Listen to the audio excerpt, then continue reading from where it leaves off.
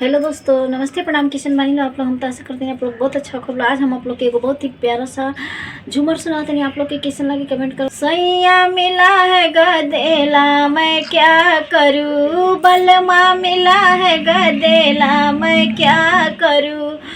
हो तो सवेरे मांगे पिए के दूधवा, हो तो सवेरे मांगे पिए के दूधवा।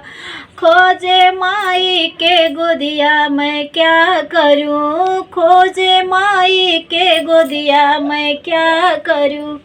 सैया मिला है गदेला मैं क्या करूँ, सैया मिला है गदेला मैं क्या करूँ। होखते दोपहर कहे खेले के खेलावा, होखते दोपहर कहे खेले के खेलावा।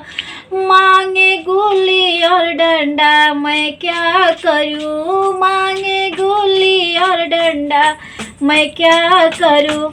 बलमा मिला है गदेला मैं क्या करूँ, बलमा मिला है गदेला मैं क्या करूँ। बढ़िया।